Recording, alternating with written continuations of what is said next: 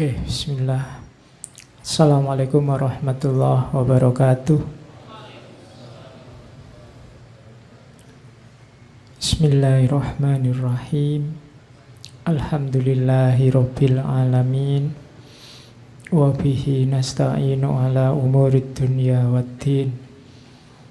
Allahumma salli wa sallim wa barik ala habibina wa syafi'ina Sayyidina wa maulana Muhammadin wa ala alihi wa ashabihi wa man tabi'ahum bi ihsanin ila yaumiddin. Bismillah. Kita lanjutkan ngaji kita malam hari ini. Meskipun ya LCD-nya sudah agak error, tidak apa-apa, LCD tidak penting. Ya, satu-satunya teman-teman ngaji saya sering pesen yang harus jadi perhatian adalah ilmunya. Bahkan saya juga tidak penting. Ya, yang penting ilmunya. Tanpa ada saya juga tidak apa-apa, mungkin ada yang lain yang ganti. Saya sering bilang, ayo ditata niatnya, ndak usah ditarget macem-macem, yang penting nyari ilmu. Ndak ada ijazahnya di sini, ndak ada gelarnya, dan ndak ada ujiannya juga. Kamu nggak usah takut nanti diuji ngerti apa ndak. Wong ini cuma nyari ilmu, bahkan paham atau ndak juga ndak masalah. Yang penting sudah cari ilmu. Syukur-syukur dari setiap sesi kita ada sedikit-sedikit yang bermanfaat. Saya tidak kegeeran untuk menyatakan bahwa ngaji ini sangat manfaat juga ndak. Ya sidik-sidik untung lah boleh. Paling ndak kan seminggu sekali di malam hari waktumu ada yang dipakai untuk melakukan sesuatu yang baik, kan itu aja. Ndak usah menarget macem-macem. Nggak usah bercita-cita jadi filosof. Nanti kalau kamu pinter filsafat, ya filosof dewe. Nggak usah bercita-cita jadi ulama. Kalau kamu pinter, ya ulama-ulama sendiri. Jadi ngaji juga begitu. Ini kan sifatnya merayu Allah biar berkenan menganugerahkan ilmunya dengan kesungguhan kita dan niat baik kita. Oke. Kita mulai, kita masih ada di sesi psikologi. Kebetulan psikologi kita bulan ini masih belajar dari saudara-saudara kita dari Barat. Kita belajar gimana teman-teman yang di Barat membaca tentang jiwa. Apa di Islam tidak ada, di Timur tidak ada, banyak dan luar biasa. Cuma ya giliran, Barat dulu nanti Timur. Wawasan kita kan harus imbang. Dan jangan dikira kalau urusan-urusan batin, urusan jiwa, orang Barat itu juga tidak punya gagasan-gagasan original. Banyak. Dan malam ini kita ketemu Gordon Allport, yang mahasiswa psikologi pasti kenal beliau. Agak beda gagasannya dengan tradisi psikoanalisis Freud. Hampir semua cara berpikir psikologi modern itu kan bau psikoanalisis. Tapi kalau Allport enggak. Dia enggak terlalu setuju dengan gaya psikoanalisis. Sedikit mereview, minggu lalu kita ketemu Gustav Jung. Semoga ada manfaatnya. Harus diingat, ternyata katanya Jung, dalam dirimu ada sisi gelap dan juga sisi baik. Jangan lupa itu. Jangan merasa bahwa dirimu itu hanya kebaikan-kebaikan saja isinya, kebenaran-kebenaran saja. Masih ada sisi gelapnya. Akui itu, kemudian kontrollah. Yang merasa jahat, merasa jelek, jangan khawatir, kamu juga punya sisi baik. Kamu pasti punya tipe-tipe ideal. Yang itu kemarin disebut archetype. Sementara yang jelek kita punya shadow. Itu minggu lalu ya, paling enggak dari Zoom kita bisa belajar itu. Kendalikan sisi gelapmu, karena kalau kamu tidak sadar, tidak bisa mengendalikan, jangan-jangan ngontrol dirimu. Kamu tetap merasa baik, padahal sebenarnya tidak. Oke, malam ini kita ketemu beliau, Gordon Allport, filosof Amerika, alumni Harvard, profesor Harvard. Bapaknya dokter, ibunya ibu rumah tangga yang religius, Protestan. Kegemarannya sejak kecil filsafat. Makanya kita bawa ke ngaji filsafat, ya tidak apa-apa, wong dia memang kegemarannya filsafat, meskipun nanti mengikuti jejak kakaknya. Allport ini tipenya orang pinter. Jadi dia sibuk terus dengan pikiran-pikirannya sampai kehidupan sosialnya agak terbengkalai.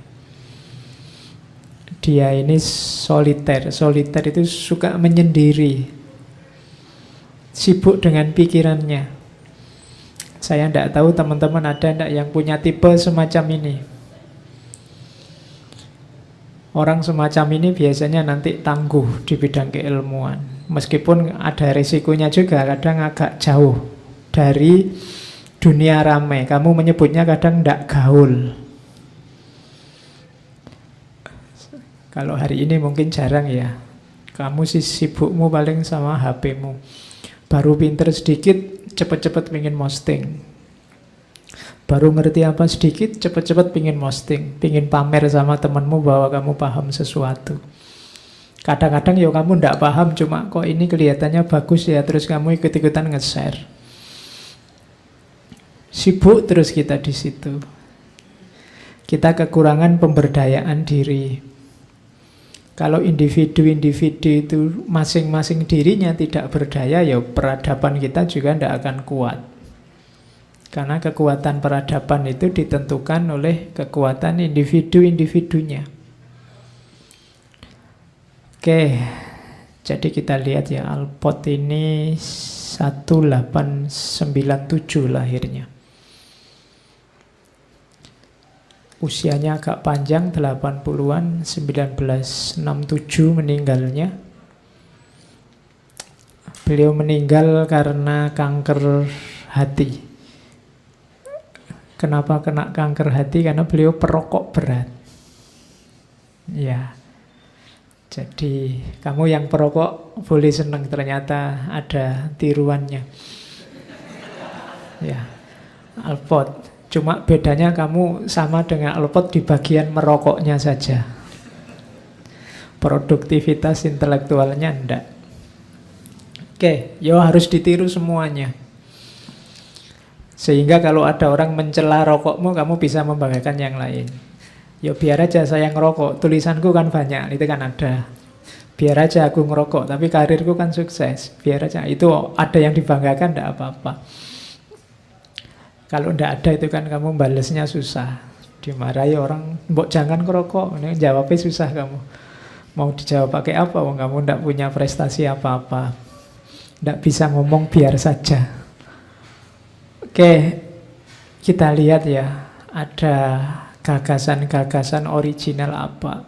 Menurut saya nanti kita bisa belajar banyak dari Allport untuk memahami diri kita. Kalau Jung kemarin agak jelimet gagasannya, buku-bukunya juga agak susah dipahami.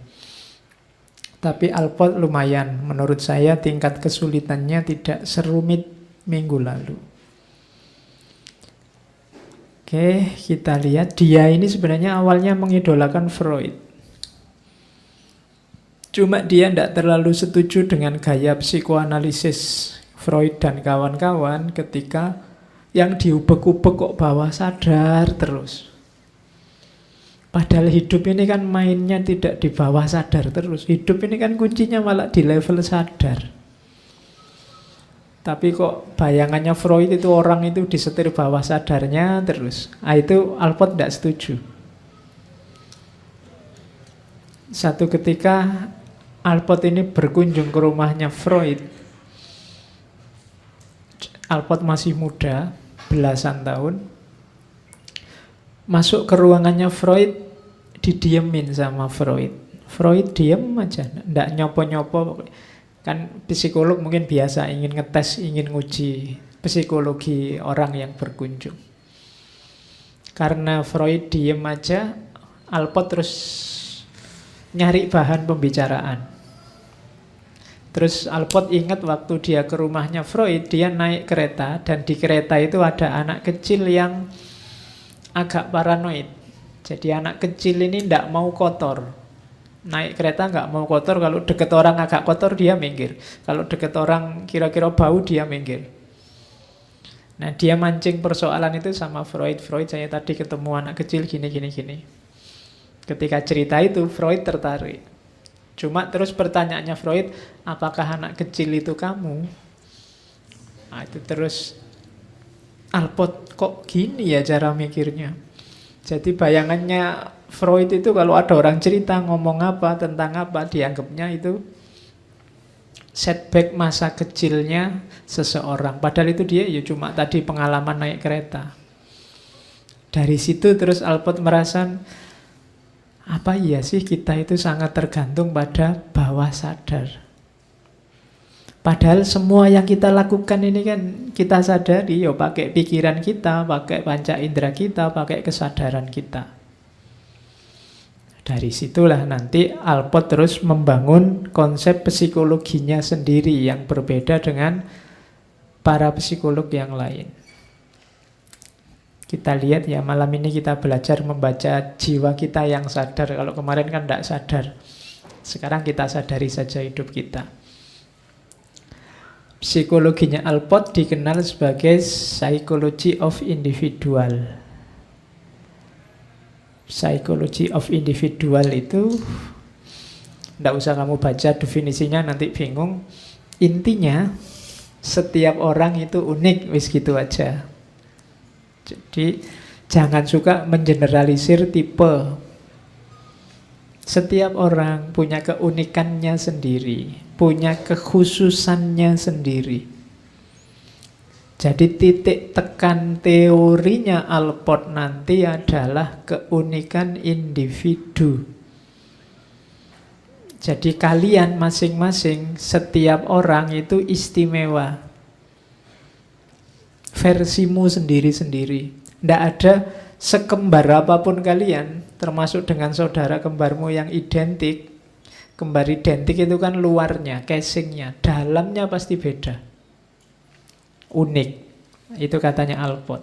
Jadi psikologi ini nanti dikenal sebagai psikologi individual. Maka menggambarkan manusia secara umum itu seringkali tidak akurat. Kalau ingin akurat, gambarkan orang secara individu, per individu. Oke, sekarang kita lihat. Katanya Alport, psikoanalisis itu kebalik. Manusia itu tidak dituntun oleh bawah sadarnya. Bawah sadar itu berarti masa lalunya. Tapi manusia itu dituntun oleh keinginannya terhadap masa depan. Boleh kamu cek, apapun tindakanmu, orientasinya pasti hasil. Dan hasil itu adanya di masa depan. Kalimatnya Alport, people it seem are busy leading their life into the future. Jadi yang dibayangkan masa depan, whereas psychology for the most part is busy tracing them into the past. Sementara psikologi kok malah sibuk melacak masa lalu untuk memahami jiwa seseorang. Padahal orang itu yang dipikir selalu ke masa depan. Kalian ngaji ini kan mengharapkan besok pinter filsafat, ngerti sesuatu, bisa selalu untuk yang akan datang. Kenapa ndak punya pacar kamu gelisah? Karena kamu mikir ke depan, tidak mikir sekarang. Iya kan, kamu mikir, waduh kok jomblo ya, jangan-jangan besok ndak bisa kawin kan ngono, kamu mikirnya ke depan. Kamu kan ndak pernah berpikir sekarang dan hari ini. Kalau sekarang dan hari ini itu mungkin kamu dalam banyak hal tidak gelisah, tidak terlalu galau. Tapi kan kamu berpikir ke masa depan. Kamu nakal itu bapakmu gelisah, itu bukan sekarang kan. Besok kamu mau jadi apa masa depan. Sekarang nilaimu jatuh kan kamu mikir sekarang, kira-kira aku bisa lulus tidak besok. Selalu mikirnya besok. Tindakan yang menuntunmu apapun pasti demi masa depan. Kamu tadi ngambil kopi, susu, kamu bawa ke sini, itu kan mikir biar nanti tidak ngantuk. Itu kan masa depan. Motifnya selalu motif di depan, tidak di belakang. Jadi katanya Albert kebalik. Melihat kesadaran orang itu bukan dilacak di belakang, tapi dilihat orientasi ke depan. Karena manusia itu selalu berorientasi ke depan. Jadi, to understand what a person is, it is necessary always to refer to what he may be in the future. Pahami orang dari orang ini inginnya jadi apa besok, cita-citanya apa. Nanti akan kelihatan kenapa dia begitu. Oh, itu katanya Alport. Oke, sekarang kita bingung ya. Kemarin ngaji Jung, kelihatannya kok ya benar kita diatur oleh bawah sadar. Sekarang ganti Alport beda lagi. Yang benar yang mana? Yos, kamu pilih saja. Paling tidak sekarang wawasanmu luas. Jadi kamu ngerti, oh hidup itu bisa dipikir kayak minggu lalu, disetir oleh masa lalu, bisa dipikir kayak sekarang, sebenarnya hidup itu menuju masa depan. Yang benar yang mana Pak? Lihat situasinya. Saya sering bilang ilmu itu kayak senjata, koleksilah sebanyak mungkin karena setiap ilmu ada titik-titik benarnya sendiri. Tinggal kamu pas apa ndak makainya, kan cuma itu. Kalau ilmumu banyak, senjatamu banyak, menghadapi situasi apapun kamu tinggal milih mau pakai apa. Oh, kalau ini cocoknya pakai teori ini, kalau itu cocoknya pakai teori ini. Mungkin orang tertentu cocoknya pakai masa lalu, yang ini cocoknya pakai masa depan. Tinggal dilihat situasi orangnya, lihat kasus per kasus. Kalau senjatamu hanya pisau, waktunya kamu makan, kamu susah. Karena waktu makan kamu butuh sendok. Waktunya kamu mandi susah, karena kamu waktu mandi butuh gayung. Jadi kalau senjatamu banyak bisa, oh ini waktunya mandi, yang dipakai gayung. Oh ini waktunya masak, yang dipakai pisau. Kalau senjatamu hanya satu, pisau saja, mandimu pakai pisau, kemudian makanmu pakai pisau. Hari ini kita banyak begitu. Orang yang tidak mau nambah wawasan lagi, merasa dirinya sudah pasti benar, nanti untuk banyak hal, banyak situasi, senjatanya ya itu terus. Dan itu sering nanti jadinya kontraproduktif, tidak cocok sama hasilnya. Kenapa kamu salah pakai senjata? Kan sering saya ilustrasikan ya, kalau untuk orang yang sedang berjuang, senjatanya kasih semangat. Tapi orang yang sedang males, jangan disuruh sabar senjatanya, tapi suruhlah dia bangkit. Ini kan senjata. Orang yang sedang putus asa, kasih dia harapan. Orang yang terlalu GR, kasih dia nasihat untuk tahu diri. Kan ini namanya senjata-senjata. Iya. Nanti orang GR kamu kasih harapan, tambah GR dia.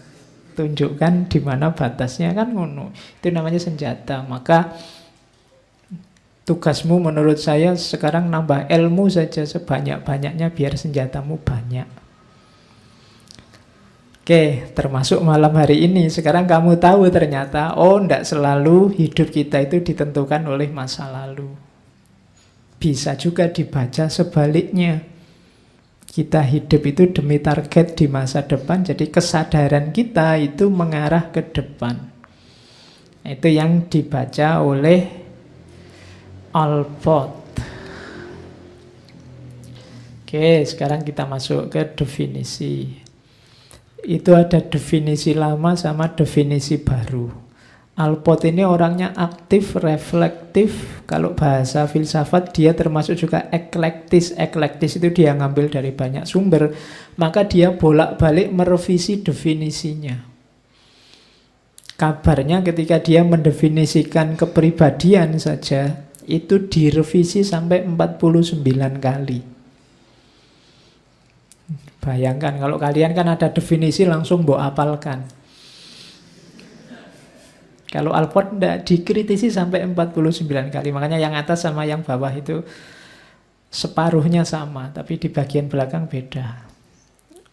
Meskipun maksudnya sama. Jadi katanya Alport, kepribadian itu organisasi dinamis dari sistem psikofisik yang menentukan penyesuaiannya yang unik terhadap lingkungan. Saya tidak yakin kamu paham. Ya, tidak usah dihafalkan makanya, wong kamu tidak paham. Yang kedua, diubah yang belakang, karakteritis, perilaku, dan pemikirannya. Ini saya lewati karena susah dipahami. Kita potong-potong definisi itu biar jelas maksudnya Alport. Apa sih kepribadian itu? Kepribadian itu dynamic organization. Tadi kan organisasi dinamis. Dynamic organization itu apa? Dinamik itu kan dinamika berubah-ubah. Organisasi itu ada strukturnya. Berarti apa? Kepribadian itu berubah dan berkembang. Struktur dirimu yang bisa berubah dan berkembang. Dulu waktu kecil kamu kepribadiannya seperti apa, sekarang seperti apa. Dulu waktu kamu masih di pondok kepribadianmu seperti apa, sekarang di kampus kepribadianmu seperti apa. Dulu kamu sabar, sekarang kok ngamuan. Itu biasa. Kenapa? Dynamic organization. Jangan dikira kepribadianmu itu paket jadi. Enggak, dia sifatnya dinamis. Dulu itu saya rajin loh Pak. Iya dulu, sekarang mungkin ya enggak. Wong ya kepribadian itu berubah. Itulah. Jadi dynamic organization. Jadi dalam dirimu itu, jiwamu itu ada strukturnya, ada polanya, cuma ini sifatnya dinamis. Yang kedua apa? Psychophysical system. Ini terjemahan bahasa Indonesianya susah, makanya pakai istilah psikofisik. Jadi psikofisik itu maksudnya apa? Ya, kepribadianmu itu utuh hubungannya antara lahir dan batin. Jadi kepribadian itu tidak cuma batin saja atau lahir saja, dua-duanya. Kepribadianmu baik itu berarti kalau jiwamu baik, lahirnya juga baik. Contohnya tadi misalnya rajin. Pak, saya itu rajin loh Pak. Oh iya, saya percaya. Kenapa? Karena setiap kali kuliah kamu datangnya paling awal. Nah, itu kan dalam jiwanya ada kerajinan, lahirnya juga rajin, maka namanya psikofisik. Lahir dan batinnya sama. Katanya cinta, tapi kok cuek? Mungkin belum psikofisik. Belum utuh, berarti masih setengah. Kalau cinta ya peduli biasanya. Kalau tidak peduli biasanya tidak cinta. Itu namanya psikofisik. Jadi kepribadianmu itu adalah paket utuh antara mental sama fisik. Jadi tidak bisa setengah-setengah. Kalau agama itu kan kalau antara iman dan Islam, dua-duanya harus ada. Imannya saja baru setengah, Islamnya saja baru setengah. Islamnya lengkap, kamu ya sholat, zakat, puasa, tapi imannya tidak ada, kamu tidak percaya pada Allah, tidak percaya pada kitab suci, itu aktivitasmu tidak ada nilainya. Atau iman saja, tidak ada Islamnya, kamu percaya pada Allah, percaya pada kitab suci, pada Rasul, tapi sholat tidak mau, zakat tidak mau, puasa tidak mau, itu tidak utuh. Sama kayak orang bilang jatuh cinta, merasa jatuh cinta, tapi kayak tadi tidak peduli, WA tidak pernah, nganter tidak pernah, nraktir apalagi, berarti tidak. Ya. Atau sebaliknya, sering nraktir, sering jemput, tapi sebenarnya kamu tidak jatuh cinta, biasa aja Pak temen, berarti. Jadi tidak ada nilainya, wong yo tidak ada isinya. Jadi kepribadian itu psikofisik. Ada orang kok teriaknya maki-maki, misalnya. Terus dia bilang, loh saya maki-maki ini demi yang baik-baik dalam diriku. Tidak bisa. Kalau dalamnya baik, keluarnya juga pasti baik. Itu psikofisik. Kalau keluarnya kasar, dalamnya juga kasar. Karena kepribadian itu paket lengkap. Saya Pak ngomongnya kayak gini, tapi hati saya lembut kok Pak. Tidak bisa. Kalau keluarnya kasar, dalamnya ya kasar. Kalau enggak, kok enggak nyambung antara lahir sama batin, ada masalah dalam kepribadianmu. Kayak tadi loh, katanya cinta. Saya cinta beneran kok Pak. Tapi neraktir enggak mau, WA enggak mau, jemput enggak mau, ada masalah berarti. Atau sebaliknya, kamu capek-capek neraktir, capek-capek bela-belain, peduli, tapi kok enggak ada cinta di dalam, ada masalah dengan hidupmu. Kalau ingin enggak ada masalah, harus nyambung. Psikofisik. Maka kepribadian itu dinamika organis, lahir batin, determine. Determine itu menentukan. Dari situlah nanti muncul tindakan. Menentukan apa yang kamu lakukan atau tidak kamu lakukan. Itu kepribadian. Yang keempat, dia unik atau khas. Setiap orang beda. Gejalanya mungkin sama, ekspresinya mungkin sama, tapi setiap orang pasti ada keunikan-keunikannya sendiri. Bisa kamu rasakan. Mungkin kamu punya 2, 3, 4 teman, coba dirasakan keunikannya masing-masing temanmu, meskipun mungkin dia kelihatannya sama saja. Sama-sama satu kelas, mungkin sama-sama satu kos-kosan, sama-sama satu pondok, dari satu daerah, mungkin dari satu desamu, bahkan mungkin masih saudara. Tapi kamu pasti bisa merasakan bedanya. Setiap orang itu khas dan unik. Itulah kepribadian. Jadi kalau ingin lihat kepribadian dalam diri seseorang, lihatlah konstitusi dirinya secara utuh, yang itu tampak dalam tindakan-tindakannya dan mencerminkan dirinya secara khas. Oke, jadi ini 4 unsurnya kepribadian. Terus, nah, pribadi yang utuh tadi kalau di Alport disebut proprium. Kemarin di Jung juga ada. Jadi proprium itu diri atau ego. Itu namanya proprium. Sudah tidak usah dicari definisinya lagi. Persis kayak kemarin. Diri secara utuh itu disebut proprium. Di situ ada identitas, harga diri, perluasan diri, citra diri, macam-macam. Jadi gampangannya kalau katanya Iqbal, ketika kamu ngomong aku, keseluruhan akumu itulah ego. Definisinya apa Pak? Kalau susah mendefinisikan, pahami saja, rasakan. Kalau kamu ngomong aku itu yang terlibat yang mana? Kan semuanya. Jadi kamu nunjuk aku itu ya harus kamu tunjuk semuanya. Kalau satu-satu masih belum aku. Ini loh Pak, pikiran saja belum utuh. Yang sini Pak, hati saja belum utuh. Fisik saja belum utuh. Ya keseluruhanmu ini aku. Lahir apa batinnya, semuanya. Itulah aku, ego. Jadi semua fungsi diri itu ego. Kalau bahasanya Alport namanya proprium. Jadi diawali dari sini. Jadi diingat-ingat tentang akumu. Oke, terus sudah ya. Dalam akumu ada apa?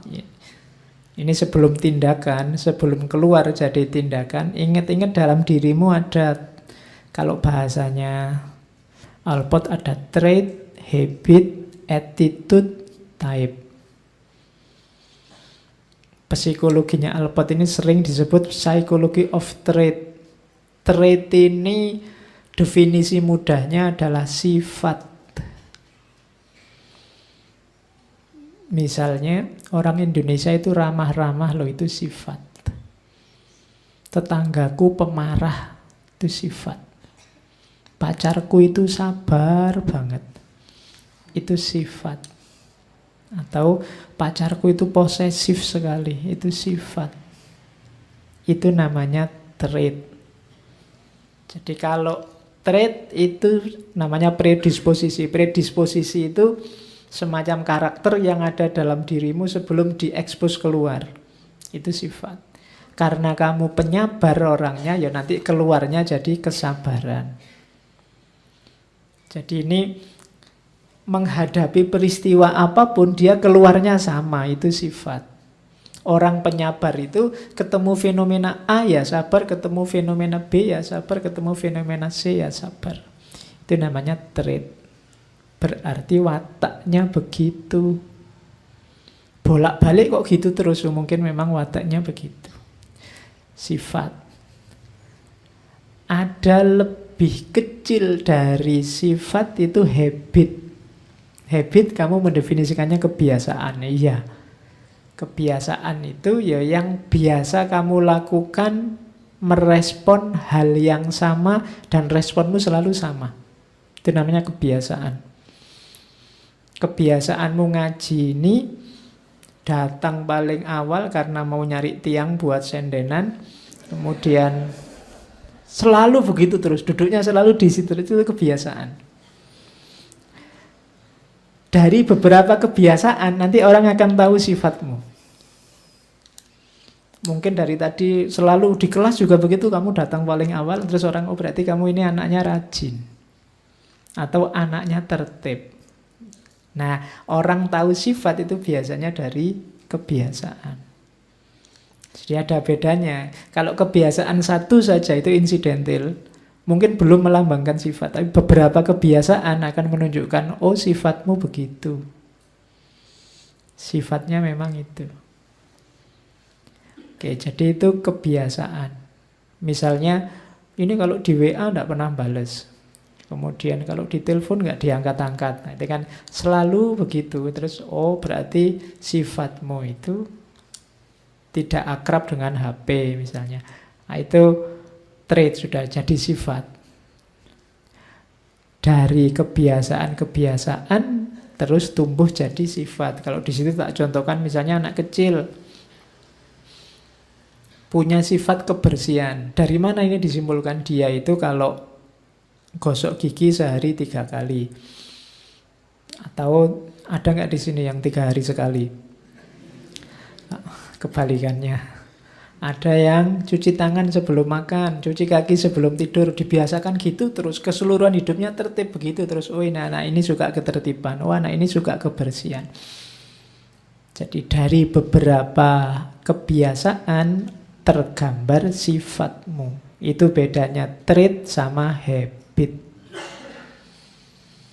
Manusia itu nyawanya di kebiasaan. Makanya kalau kembali ke filsafat akhlak, Ghazali, Ibnu Miskaweh, sifat itu nanti yang baik-baik yang disebut akhlak itu tumbuhnya antara lain dari kebiasaan. Maka harus kamu biasakan. Biar apa? Biar dia jadi sifat. Ada pembiasaan. Kalau sudah jadi sifat, mengakar itu, misalnya yang mengakar ini kebaikan, jiwamu kalau melakukan kejelekan itu enggan. Tapi kalau kamu biasakan kejelekan, jiwamu kalau melakukan kebaikan, tidak enak rasanya. Maka buat habit yang baik. Biasakan dirimu yang baik-baik. Biar apa? Jiwamu terbiasa dengan kebaikan. Kalau kamu biasa jujur, kamu bohong kan tidak enak. Sebaliknya kalau kamu biasa bohong, jujur itu rasanya aneh gitu kan. Ya mungkin kamu biasanya jujur, terus sekali bohong itu tidak enak ya rasanya bohong. 2 kali bohong, tidak enaknya tinggal separuh, 3 kali, 4 kali bohong, lama-lama bohong itu biasa. Sampai pada titik ketika kamu jujur, kamu malah heran. Loh aku ternyata masih bisa jujur. Kenapa? Tabiat jiwamu berubah sekarang. Jadi itu habit. Kenapa yang muslim kalau ninggal sholat kok ndak enak rasanya? Karena sudah kamu biasakan sejak kecil. Waktu kecil sih dimarah-marahi. Kadang-kadang kamu sudah sholat padahal belum, bilangnya sudah. Gitu. Tapi lama-lama dia jadi habit dalam jiwamu. Nggak ada yang ngawasi, nggak ada yang merintah. Nggak enak ninggal sholat. Tapi jangan salah, itu juga bisa berubah. Mungkin karena kamu sekarang pinter, ngerti dalil. Ya, kadang-kadang kan resikonya orang punya dalil kan gitu. Ninggal sholat sekali, 2 kali nggak masalah. Ada dalilnya, barang siapa tidak sholat Jumat 3 kali, maka dia ya dianggap kafir, dianggap murtad. Terus kamu kan terus ngitung, oh 3 kali loh Pak ya. Ini saya baru 1 kali, masih punya 2. Minggu depan tidak Jumatan tidak apa-apa, nanti baru Jumatan lagi. Itu kan matematikamu kan begitu. Oke, tapi begitu kamu tinggal, nanti lama-lama ya kebiasaanmu kebiasaan ninggal sholat biasa. Nah, itu habit. Jadi hati-hati, ada trait, ada habit. Munculnya trait biasanya lewat habit, kebiasaan. Nah, ada lagi sikap. Kalau sikap itu sifatnya lebih umum dari habit, tapi belum sampai jadi trait. Biasanya sifat itu hubungannya dengan objek tertentu. Kalau trait ini tadi kan umum. Orang jujur itu ya selalu dia jujur. Tapi kalau sikap itu bisa berubah sesuai situasi. Misalnya sikap itu, di situ saya contohkan, kamu suka sama dosen A tapi tidak suka sama dosen B. Itu nanti bisa berpengaruh ke sikap. Kalau trait tadi kan selalu, misalnya kamu kalau ketemu dosen takut, itu kan selalu sifatnya konstan. Tapi kalau cocok sama tidak cocok sama sesuatu, itu attitude, namanya sikap. Menyikapinya gimana? Kamu sih malu kalau ketemu dosen, tapi kalau sama dosen itu kamu tidak malu karena kamu sedang benci sama dosen itu nanti melahirkan sikap. Jadi sikap itu belum jadi trait, tapi ada hubungannya sama caramu mengevaluasi sesuatu. Itu kan lahir sikap. Kamu tidak suka ngaji ini, sikapmu kan jadi tidak enak, ngomongnya tidak enak, komentarnya tidak enak, dan seterusnya. Itu terus jadi orang menyebutnya sikap. Tapi sikap tidak selalu trait. Karena biasanya insidental. Kamu sih sebenarnya hormat sama guru, tapi kalau guru yang ini kok kurang ajar ya, misalnya. Terus beda, kalau sama guru yang ini kamu tidak hormat. Sikapmu agak cuek. Kenapa? Karena kamu tidak suka. Itu hubungannya sama sikap. Belum masuk ke trait. Cuma sikap ini, kalau kamu ulang-ulang terus, dia jadi habit.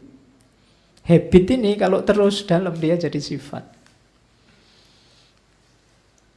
Jadi ada sifat, trait, ada kebiasaan, ada sikap. Kalau sikap sudah ada evaluasinya, setuju, tidak setuju, suka, tidak suka, dan seterusnya. Yang nomor 4, type, tipe. Kalau ini Alport tidak terlalu merekomendasi. Tipe itu kamu golong-golongkan orang. Kayak kemarin Jung itu ada orang introvert, ada orang ekstrovert. Manusia itu terbagi 2 golongan. Golongan pertama, manusia yang membagi orang jadi 2 golongan. Yang kedua, yang tidak membagi orang jadi 2 golongan misalnya. Itu kan tipe. Jadi tipe ini katanya Jung biasanya kan sifatnya umum, berlaku untuk semua orang. Ini sering absurd. Absurd itu ndak jelas. Jadi tidak menggambarkan realitas yang sebenarnya. Ya sering kali cocok, tapi banyak tidak cocoknya ketika menyangkut individu-individu. Itu tipe. Orang Indonesia itu ramah-ramah loh, sopan-sopan loh. Itu kan tipe namanya. Tapi ya nanti contoh yang tidak ramah juga banyak. Sehingga orang bantahnya gampang. Misalnya orang introvert itu ndak suka gini-gini loh. Itu bantahnya gampang. Cari orang yang introvert, tunjuk kelakuannya yang berlawanan dengan teori tadi, bisa ketemu. Orang introvert itu ndak suka loh ngobrol bareng-bareng. Lah itu katanya introvert, sekarang ketawa-ketawa bareng-bareng. Itu bisa. Paling nanti teorinya ganti, oh kalau gitu dia ekstrovert. Loh ekstrovert gimana? Nanti kalau dia dalam situasi yang lain pendiam kok misalnya. Itu kan susah kalau tipe. Selalu ada pengecualiannya. Jadi kamu menggolongkan apapun pengecualiannya ada. Karena realitas itu kompleks. Sifatnya individual. Bahkan individu yang sama dulu cocok, sekarang tidak cocok. Dulu orangnya introvert, sekarang dia ekstrovert. Dulu tidak banyak omong, sekarang omongannya banyak. Dulu pendiam, sekarang cerewet. Atau orangnya sih pendiam, tidak pernah kemana-mana, tidak pernah keluar, tapi sekali posting misalnya, cerewetnya di medsos. Nah itu kan susah sekarang tipe. Jadi yang keempat ini katanya Alport, ya boleh sih kita mentipologi, memudahkan pemahaman, tapi seringkali tidak cukup untuk memahami seseorang. 4 ini karakter dirimu. Perhatikan traitmu, sifatmu. Sumbernya apa? Kebiasaan-kebiasaanmu, termasuk sikapmu menyikapi sesuatu yang sifatnya evaluatif. Dan juga tipemu. Ini namanya predisposisi. Sebelum kamu eksis sebagai dirimu tadi, dalam proprium tadi, kamu punya modal ini dalam dirimu. Terus sifat tadi ada 2 jenisnya, ada nomothetic trait sama morphological trait. Nomothetic trait itu trait umum, kalau morphological trait, trait individual. Sifat-sifat umum sama sifat-sifat individual. Ya ini penjelasannya mudah. Yang umum itu yang kamu miliki sebagai kelompok-kelompok sosial, kelompok-kelompok budaya. Misalnya orang Jawa itu cenderung kalau ngomong lembut misalnya, itu trait umum. Orang Jawa itu mengedepankan harmoni, itu trait-trait umum. Kalau orang Batak misalnya lebih tegas misalnya. Nah ini trait umum. Biasanya dimiliki secara kelompok. Ya kayak tadi loh, orang Indonesia itu ramah misalnya. Dan murah senyum misalnya. Kalau ramah mungkin harus diperdebatkan, tapi murah senyum mungkin ya. Orang Indonesia itu murah senyum. Kalau ada bule datang ketemu senyum. Bule ngapain aja senyum. Kenapa ndak iso bahasa Inggris? Ada tamu dari luar negeri pokoknya senyum aja, ndak bisa ngomong Inggris. Bulenya ngomong apa dijawab senyum. Akhirnya bulenya terpesona, wah orang Indonesia ini murah senyum. Oke.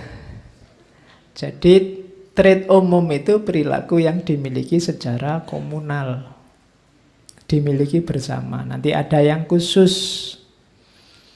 namanya trait individual, karakter individumu. Apa individual sama umum ini beda Pak? Enggak. Individual itu ya juga munculnya dari umum, karena kamu membangun dirimu itu kan sesuai lingkungan sekelilingmu. Hanya saja spesifik dirimu. Misalnya saya orang Jawa, harusnya punya kelembutan Jawa, cuma kelembutan gayaku itu beda sama kelembutan gaya Jawa yang lain. Atau sama-sama Jawa, neng aku Jawa Timur, harusnya rada gampang misuh-misuh sithik ngono. Harusnya. Cuma mungkin versiku agak beda misalnya, karena saya lama di Jogja, itu individual. Jadi sifat yang dimiliki per orang. Kalau yang umum itu dimiliki oleh bersama-sama banyak orang. Yang dimiliki per orang tadi isinya 3. Kalau pakai bahasa Alport ada kardinal, ada sentral, ada sekunder. Kalau yang kardinal ini nggak semua orang punya, tapi sifatnya sangat khusus. Ini biasanya dimiliki oleh orang-orang tertentu yang istimewa. Namanya cardinal trait. Disposisi kardinal. Jadi misalnya orang narsis, orang hedonis itu kan tidak semua orang punya. Sifat luar biasa yang hanya dimiliki sedikit orang. Narsis misalnya, narsis itu kan hanya sedikit orang. Meskipun sekarang banyak orang narsis, tapi kan tidak semua orang narsis. Hedonis, nyari senengnya saja itu sekarang mulai banyak, tapi kan tidak semua orang. Kalau ada orang narsis, kuat sekali karakternya di situ, kamu mudah mengenalinya karena dia sifatnya luar biasa dan khusus. Hari ini kan narsis itu mungkin antara lain kemana-mana selfie misalnya. Kan sekarang mulai banyak orang. Kamu ngaji aja tadi selfie-nya sampai setengah jam ini sudah 3-4 kali. Di depan sana tadi cekrek, mau masuk cekrek nanti. Saya masuk, kamu foto lagi cekrek, terus sambil gini cekrek. Iya, lama-lama kamu kena penyakit narsis. Kalau ditanya buat apa sih mas bolak-balik foto itu, ya kamu ya tidak jelas juga ya biar. Tidak tahu kenapa. Oke, itu kardinal. Karakter yang sangat khusus. Biasanya orang yang punya disposisi kardinal ini mudah dikenali. Karena dia punya sifat yang tidak semua orang punya. Hedonis, ngamuan. Nah, itu kan sangat khusus. Orang mudah kenalnya. Anak ini sabarnya luar biasa. Itu kan ketika sangat khusus orang mudah kenal. Itu namanya disposisi kardinal. Kalau orang lain sudah marah itu, tapi dia enggak. Berarti kesabarannya melebihi orang biasa. Narsis tadi kan sebenarnya ada ke orang yang ingin dikenal. Setiap orang memang ingin dikenal, tapi yang levelnya narsis itu kan berarti sudah luar biasa. Setiap orang ingin senang, tapi level hedonis itu sudah luar biasa. Namanya disposisi kardinal. Ini mudah dikenali. Cuma tidak setiap orang punya. Oke, yang kedua disposisi sentral. Kalau yang sentral ini yang wajar-wajar, pemarah, pemaaf, dan seterusnya. Jadi kalau yang ini karakter utamamu, mungkin ambisius, jujur, suka berkompetisi, macam-macam, itu namanya disposisi sentral. Traitmu yang normal itu namanya disposisi sentral. Ada disposisi sekunder. Kalau sekunder ini sebenarnya bukan sifatmu, tapi kadang-kadang juga bisa muncul dalam situasi tertentu. Misalnya kamu sebenarnya sabar, tapi dalam kasus ini, wah kesabaranmu habis. Ini sudah keterlaluan, ini saya tidak boleh sabar lagi. Misalnya, itu namanya disposisi sekunder.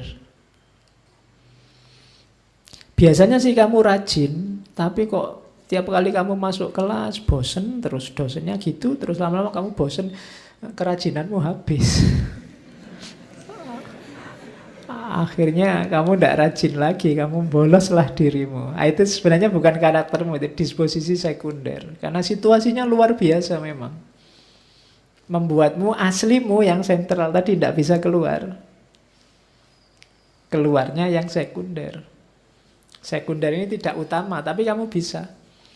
Sebenarnya ngomongmu selama ini baik-baik terus. Kamu ngomong jelek tidak pernah, apalagi misuh-misuh.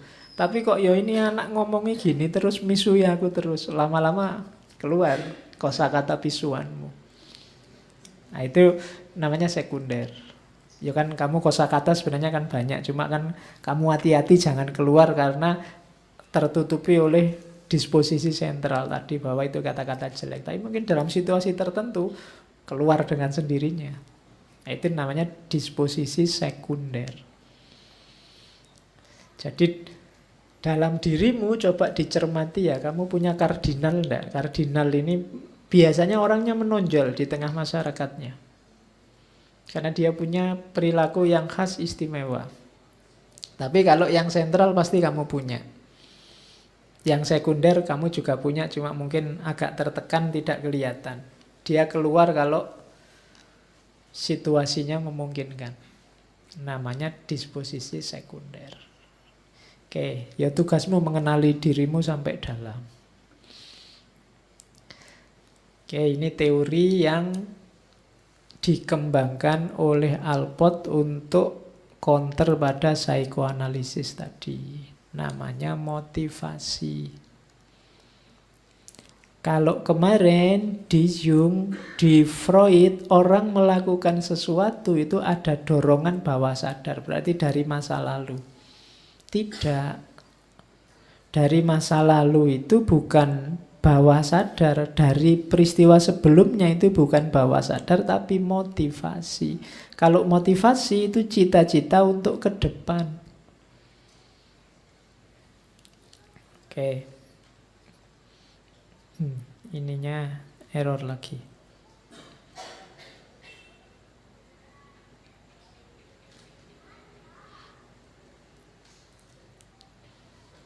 Cita-cita untuk ke depan itu namanya motivasi. Kenapa kamu kok semangat sekali ngaji sekarang? Motivasinya apa? Biar nambah ilmu, Pak. Ada motivasi. Dan itu tidak bawah sadar. Sadar dan rasional. Ada yang kamu inginkan. Ada harapan untuk mencapai sesuatu. Bukan karena dorongan-dorongan primitif atau traumatik. Kamu ada targetnya. Katanya Alport, kalau itu dorongan bawah sadar, kan tidak ada target ke depan. Otomatis jalan saja karena terdorong oleh masa lalu. Tapi tidak. Orang itu secara sadar dan rasional biasanya punya target-target. Jadi termasuk tadi tipe misalnya, saya itu Pak, pasangan yang saya inginkan, yang bla bla bla bla, misalnya rambutnya panjang, kulitnya putih, tanduknya 2 misalnya. Cita-citamu begitu. Itu katanya Alport itu pasti ada motivasinya. Kenapa kamu cari istri yang cantik kok tidak yang jelek? Itu kan ada motivasinya. Ada targetnya ke depan. Ya enggak tahu alasanmu apa. Ya saya cari yang cantik loh Pak. Kalau dapat cantik sama jelek kan sama-sama membiayai. Kalau membiayai sekalian misalnya itu kan. Sama-sama keluar uang ya mending yang cantik Pak misalnya. Atau loh kamu kok milih yang jelek? Loh iya Pak, saya milih yang jelek kan cari yang awet Pak. Kalau yang ya kecantikan itu kan tidak awet karena besok yang cantik jadi jelek. Nah, kalau jelek kan tidak abadi. Jadi loh, itu kan motif. Jadi ada targetnya ke depan, tidak sekedar didorong oleh masa lalu. Jadi itu motivasi namanya. Jadi pendorong perbuatan kita itu bukan peristiwa traumatik atau kesadaran masa lalu, tapi motivasi. Jadi, dan motivasi itu bukan masa lalu, tapi masa depan. Dan itu sifatnya sadar dan rasional, kognitif. Kamu merencanakan untuk menghasilkan sesuatu di depan. Itu namanya, makanya setiap tindakan ada motifnya. Ya motif itu adanya sekarang cuma menarget ke depan. Jadi itu pendorong tindakan, bukan ketidaksadaran atau masa lalu. Jadi tindakanmu kan tindakan sadar semua. Terukur, kamu ngerti sedang melakukan dan kamu tahu alasannya dan kamu mengharapkan apa nanti hasilnya. Itu namanya motivasi. Orang yang tidak punya motivasi biasanya ya males-malesan. Tidak serius. Meskipun ngaji ini tidak ada ujiannya, tidak ada ijazahnya, tapi kan kamu punya motivasi. Ada target. Kamu sebut atau tidak pasti ada targetnya. Itu namanya ada motivasi. Setiap orang punya motif dalam tindakan yang dilakukan. Berarti untuk membaca tindakan orang, kepribadian orang, harus tahu motifnya apa. Oke. Nah, motif itu ada isinya. Isinya apa? Namanya otonomi fungsional. Jadi motif itu yang utuh, motif yang sejati itu sifatnya otonom fungsional. Fungsional itu gampangnya targetnya jelas, otonom itu dari dirimu sendiri. Jadi otonomi fungsional itu ya motif yang kamu sadari, kamu inginkan sendiri, fungsional, target ke depannya jelas. Kalau tidak otonom dan tidak fungsional, berarti belum jadi motif. Belum ada motif yang jelas. Nah, orang yang matang, kepribadian yang sempurna itu otonom fungsional. Otonom fungsional itu katanya Alport isinya dua sumbernya. Kebiasaan dan minat. Kebiasaan itu semacam tradisi, hubungan kita sama lingkungan sekitar. Jadi misalnya di situ saya contohkan, kalian hidupnya di lingkungan pemain sepak bola misalnya. Bapakmu pemain sepak bola, Pak Demu pemain sepak bola, kakakmu pemain sepak bola, kemungkinan besar kamu juga termotivasi untuk main sepak bola. Itu kebiasaan namanya. Kalau ini terbawa oleh lingkungan. Ada yang kedua, minat. Kalau minat, ini sebenarnya kamu bangun sendiri. Kesadaranmu kamu muncul dari dirimu sendiri. Mungkin bapakmu sepak bola, kakakmu sepak bola, pemain sepak bola, Pak Demu pemain sepak bola. Tapi minatmu malah bukan sepak bola. Misalnya kamu pengen jadi wasit misalnya. Loh ya itu kan beda. Yang lain sepak bola, saya wasit aja. Lah kok wasit? Karena kalau semua pemain sepak bola, nanti kalau tawuran yang misah siapa misalnya. Itu namanya minat. Kecenderunganmu sendiri, tidak disetir oleh lingkungan. Kalau kebiasaan itu disetir oleh lingkungan sekelilingmu. Bapakmu guru, ibumu guru, Pak D, Pak Lekmu banyak guru, itu kemungkinan besar kamu juga tertarik dengan guru. Itu namanya kebiasaan. Tapi ada kalanya kamu malah tidak ingin jadi guru. Mungkin kamu ingin dagang, ingin bisnis, ingin dokter, dan seterusnya. Sebenarnya dalam keluargamu nggak ada yang ingin jadi dokter. Tapi begitu kamu lihat bapakmu sakit, ibumu sakit, Pak Demu sakit, wah aku enaknya jadi dokter ini. Ini minat. Jadi muncul dari dirimu sendiri. Jadi motifnya itu otonom fungsional. Kamu sendiri yang memutuskan. Terus ya nanti otonomi fungsional ini ada dua jenis. Yang pertama namanya perseverative fungsional otonomi. Ini tadi yang tradisi berulang-berulang. Akhirnya awalnya ada motifnya, tapi sudah dijalankan terus, lama-lama sudah motif itu hilang, otomatis saja jalan. Di situ saya contohin misalnya minum kopi. Awalnya minum kopi, wah badan lemes gini, ngantuk gini, enaknya minum kopi. Itu kan minum kopi ada motifnya. Tapi begitu kamu terbiasa minum kopi, lama-lama ngopi yuk bolak-balik ngopi. Minum kopi ini jadi gak ada motifnya. Yes, ngopi gitu aja. Awalnya ada motifnya, tapi sekarang enggak. Itu bukan berarti sudah enggak otonom fungsional lagi, tapi ya masih otonom fungsional, namanya perseverative functional autonomy. Awalnya ada motifnya, sekarang enggak. Mungkin dulu ngaji awal itu kamu pengen dapat ilmu, pengen lama-lama sudah kebiasaan, kalau enggak ngaji enggak enak. Akhirnya ya ngaji aja lah, Pak. Paham enggak paham ngaji, biasanya ngaji. Nah, itu sudah motif-motifnya sudah, kalau ditanya kamu bulat enggak tahu, tapi jalan aja. Biasanya jalan, Pak. Itu yang pertama. Kalau yang kedua ya yang serius. Minatmu sendiri tadi. Ini penjabaran dari tadi. Ada yang karena kebiasaan, ada yang karena minatnya sendiri. Jadi motif itu munculnya dari dua hal itu. Oke, itu teori-teorinya.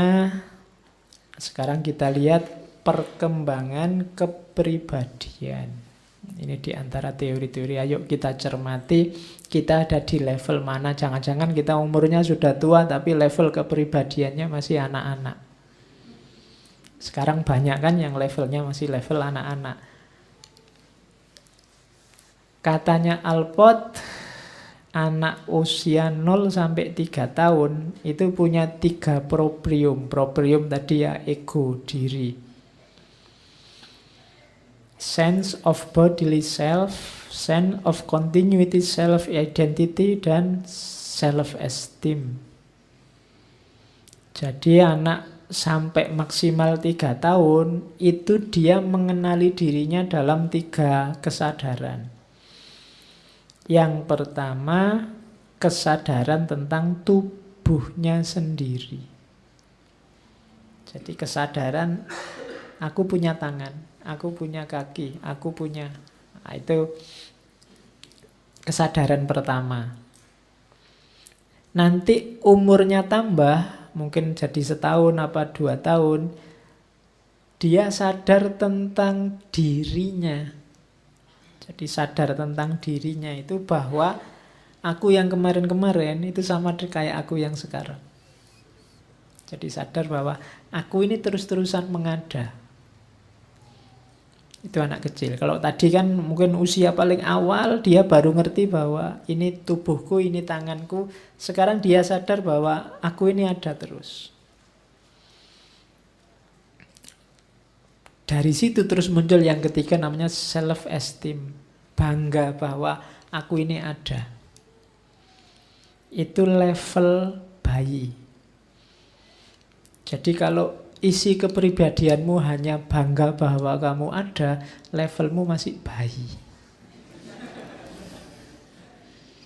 Jadi kamu masih di level bahwa saya ada.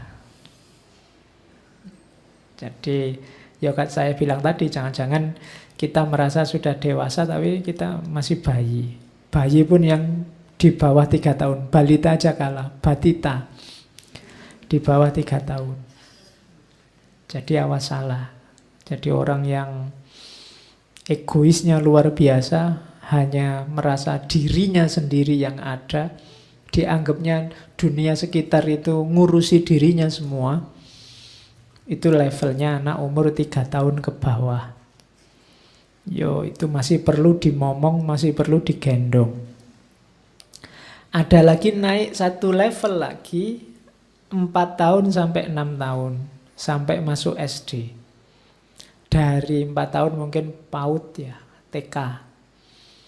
Sampai masuk SD. Dia punya 2 kesadaran diri, 2 proprium. Yang pertama adalah sadar yang selain dirinya. Oh, itu ibuku, itu mainanku. Jadi mulai menyadari kehadiran yang di luar dirinya yang juga harus perlu dipertimbangkan.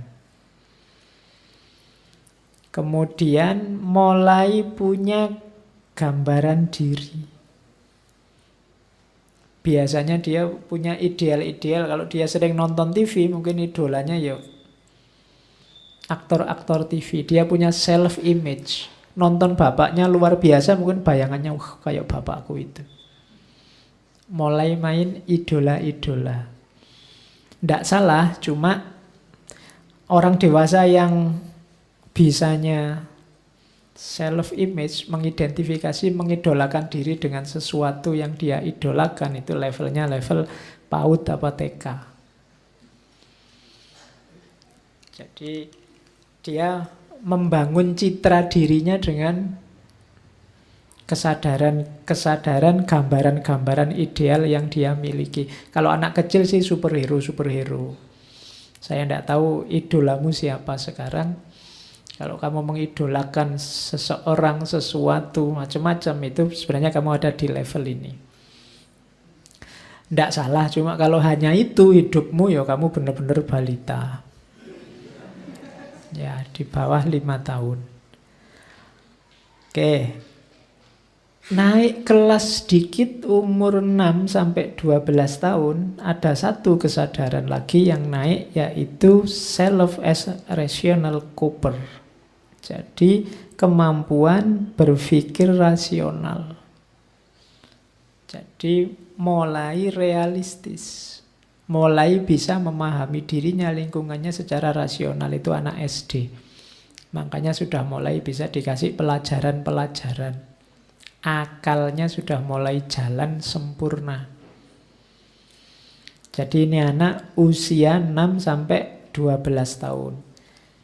Di atas 12 tahun usianya remaja. Kalau anak SD itu berpikirnya ya sekarang hari ini, orang anak remaja itu sudah mulai berpikir ke depan. Sudah mulai bisa merencanakan. Sudah mulai besok mau jadi apa, yang akan datang mau jadi apa. Apa anak 6 sampai 12 yang bisa berpikir tadi? Tidak bisa, Pak. Bilang besok mau jadi apa, bisa. Cuma dia belum bisa berpikir jangka panjang. Makanya anak SD itu, apalagi anak balita, kalau ditanya cita-cita kan sak senenge dhewe. Cita-citanya apa? Polisi, cita-citanya apa? Pilot, cita-citanya apa? Macam-macam. Itu kan dia tidak ngukur enak ndak enaknya besok jadi polisi apa, cara untuk jadi polisi apa, yang harus dilakukan untuk jadi polisi apa, ya dia ndak tahu. Tapi begitu dia remaja 12 ke atas, dia mungkin kalau ditanya nggak bisa lagi, sangat to the point. Kayak kalian ini kalau tak tanya cita-citanya jadi apa, kan kamu ya bingung, kira-kira jadi apa ya Pak. Kamu ndak berani lagi to the point mau jadi apa, karena kamu sudah sadar proses-proses ke depan yang terjadi di masa depan. Untuk menuju sesuatu kamu harus mengalami apa saja di masa depan. Itu yang membuatmu tidak mudah jawab. Mau jadi guru misalnya, sebenarnya kalian bisa saja jadi guru, tapi kan kamu mikir untuk jadi guru harus bisa A, B, C, D, harus mampu ini, mampu itu, apa ya saya bisa. Itu remaja, sudah mulai berpikir ke depan. Makanya ini kan mulai pacaran-pacaran, mulai itu kan usia ini, karena dia berpikir ke depan. Harus mulai besok punya istri kan, punya keluarga kan, punya itu. Mulai berpikir ke situ. Meskipun hari ini banyak juga anak-anak SD itu wis bahas pacaran. Cuma kan dia gaya berpacarannya ndak berpikir ke depan, pikirnya seneng-seneng sekarang, niru yang di TV-TV. Beda urusannya. Nah, manusia utuh sempurna itu manusia dewasa, self as knower. Jadi yang sudah kenal dirinya sendiri secara utuh, semua proses dari kecil sampai dewasa tadi ada. Iya, dia bisa mengidentifikasi diri, punya kebanggaan diri, tapi tidak cuma itu.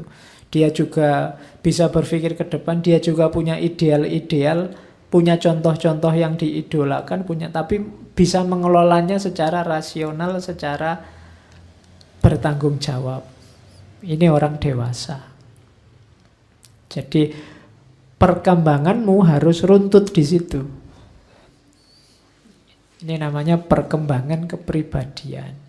Step by step, berkembang selangkah demi selangkah. Terus, ini materinya agak banyak, saya agak cepat sedikit. Nah, kalau ini penjelasannya Alpot tentang pribadi yang sehat dan matang. Ayo kita ukur diri kita sudah sehat dan matang apa belum. Yang pertama, orang yang pribadinya sehat dan matang itu ada perluasan perasaan diri. Ini lawannya egois. Orang mateng itu, orang jiwanya sehat itu ndak egois. Dia sadar benar dia butuh yang lain. Ndak cuma orang lain tapi juga lingkungan sekitarnya. Semakin luas pergaulan, semakin luas pengalaman, dia merasa akan semakin baik, semakin utuh. Nah, ini orang mateng. Beda sama egois. Orang egois itu sebaliknya, dunia disuruh datang padanya semuanya. Dia merasa bahwa dia orang sangat penting, maka yang lain harus ikut dia. Itu orang egois. Cirinya orang mateng yang pertama ini. Jadi kalau kalian ingin berpartisipasi terus, ingin nambah teman terus, ingin keluar terus, meluaskan wawasan, meluaskan pengalaman, menandakan kamu mateng dirimu, sehat jiwamu. Tapi kalau kamu mikirnya dirimu sendiri terus, yang lain kamu bayangkan harus ikut dirimu, semua kamu ukur pakai kacamatamu, mungkin kamu perlu menyehatkan mentalmu lagi. Yang kedua, hubungan dengan orang lain hangat. Saya tidak tahu ya, menjelaskan hubungan yang hangat itu gimana. Ya akrab lah ya, intensif, enak.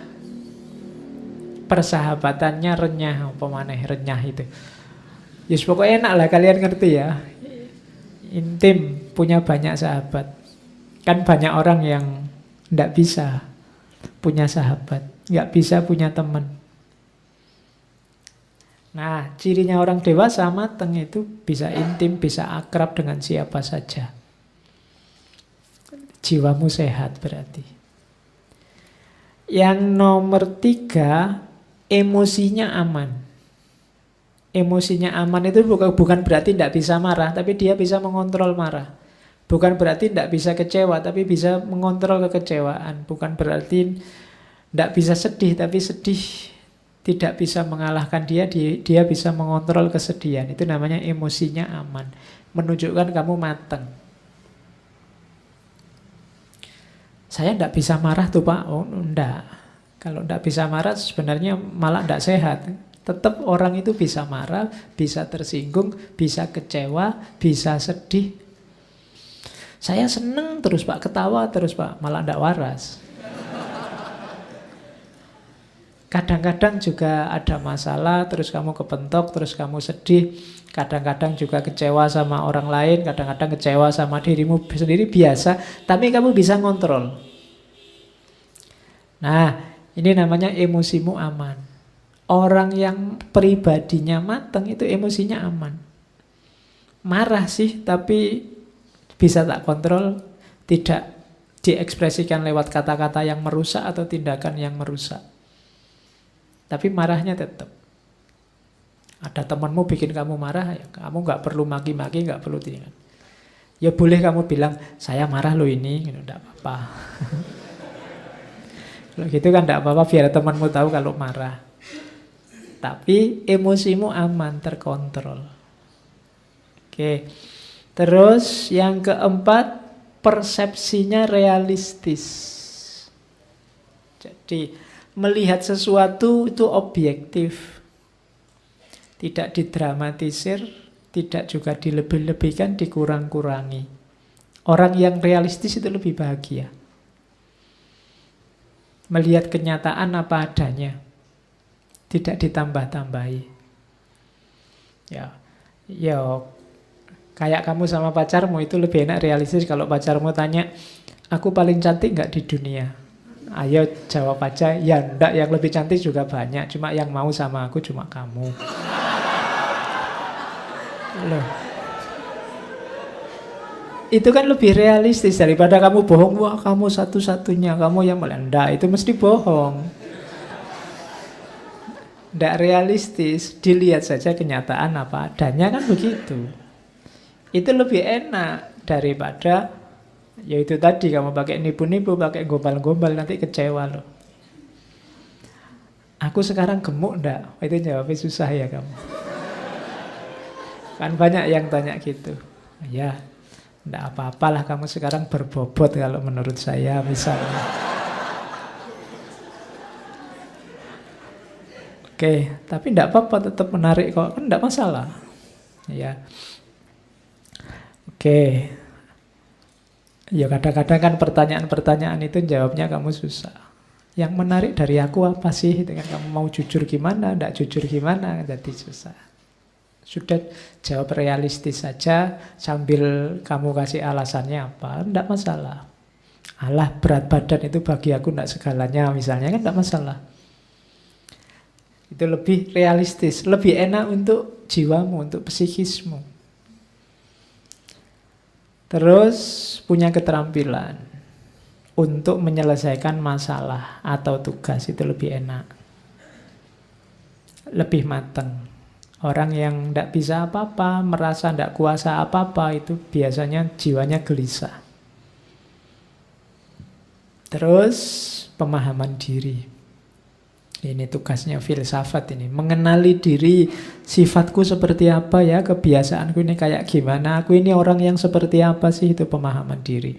Semakin kamu paham dirimu, semakin mudah kamu mengontrol dirimu. Namanya pribadimu sehat dan matang. Terus punya filosofi hidup yang komprehensif. Ini orangnya matang. Matang itu punya filosofi yang bisa jadi bekalmu untuk masa depan. Hidup saya tidak ambisius Pak, yang penting ikhlas. Jadi dengan ikhlas ini nanti saya mengejar target ke depan. Itu biasanya orangnya lebih tenang. Namanya filosofi hidup. Setiap orang sebenarnya punya filosofi, cuma tidak setiap orang sadar. Nah, sadari itu kemudian jadikan kendaraanmu menuju masa depan. Saya ini orangnya easy going aja Pak, saya nikmati saja nanti. Ada hasilnya disyukuri, tidak ada hasilnya ya berjuang lagi. Ini kan filosofi namanya. Setiap orang pasti punya, tinggal kamu bunyikan saja filosofi hidupmu apa. Kayak orang Jawa itu misalnya punya filosofi mangan orang mangan ngumpul misalnya. Miskin tidak apa-apa asal rukun misalnya kan. Itu namanya filosofi hidup. Nah, sadari itu kemudian kendarai itu untuk kesuksesanmu di masa depan. Karena ketika itu disadari mungkin lebih produktif. Jadi itulah kepribadian yang sehat dan matang. Nah, ini sekarang semua yang saya jelaskan tadi di depan itu kondisi jiwamu.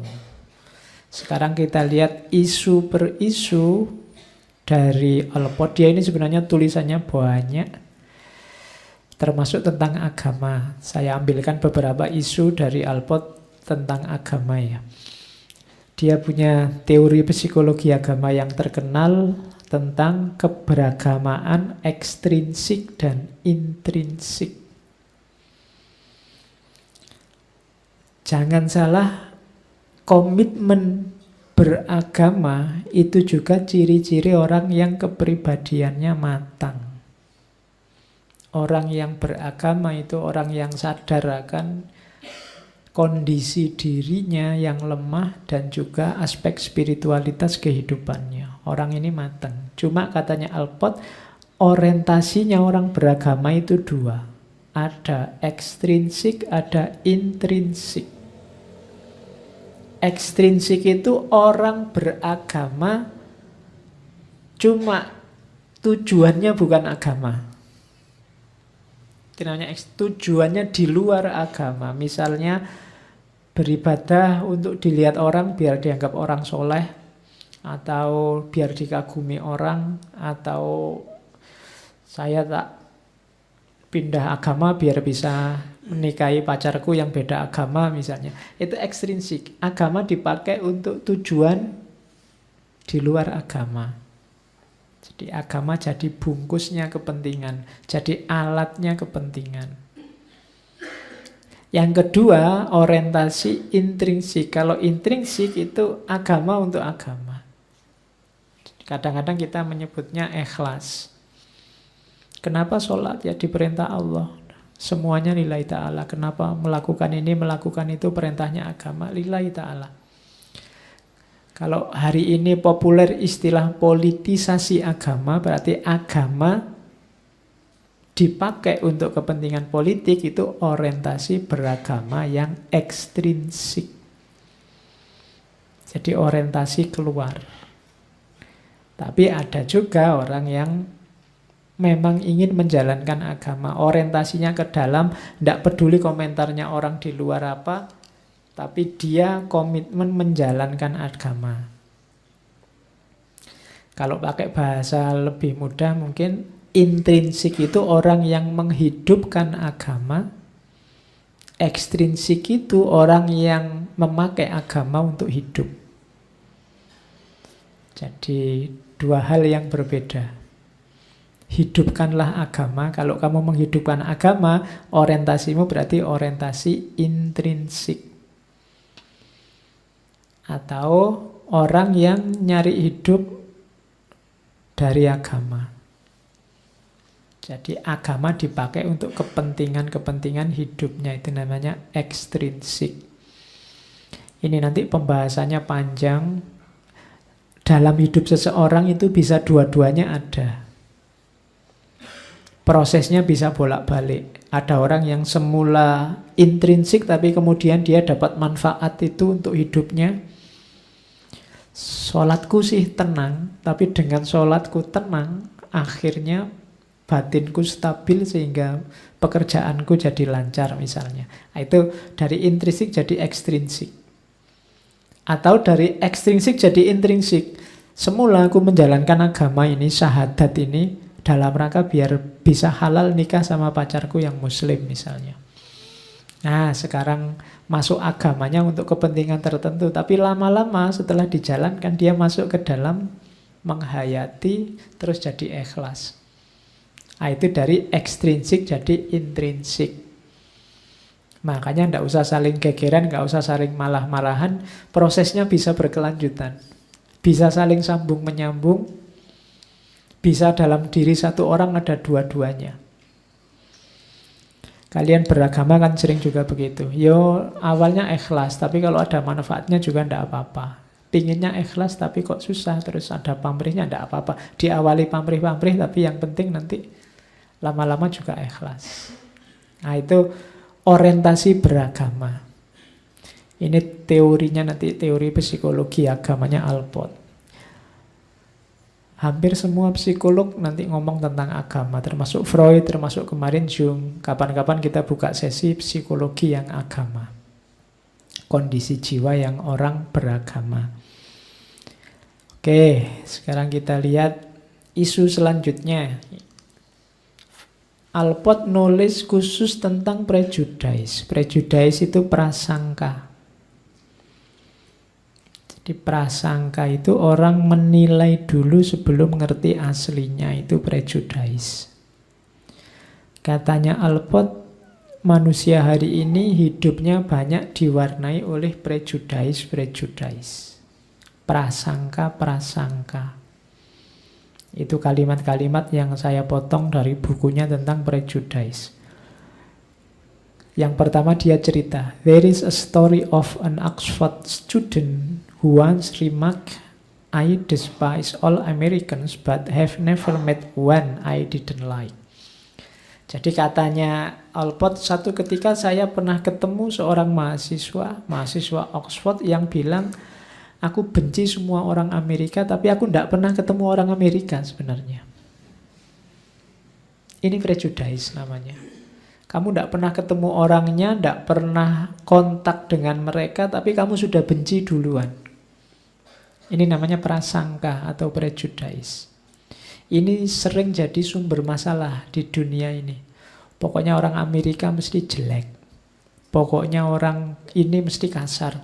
Pokoknya orang itu mesti rusak. Pokoknya kalau orang Arab itu mesti begini. Pokoknya kalau orang Cina itu mesti begini. Itu namanya prejudice. Ini sumber masalah. Bahkan itu kan mahasiswa Oxford lagi bisa punya sikap begitu. Membenci tapi sebenarnya dia tidak pernah ketemu, tidak pernah kenal dengan yang dibenci. Itu namanya prasangka.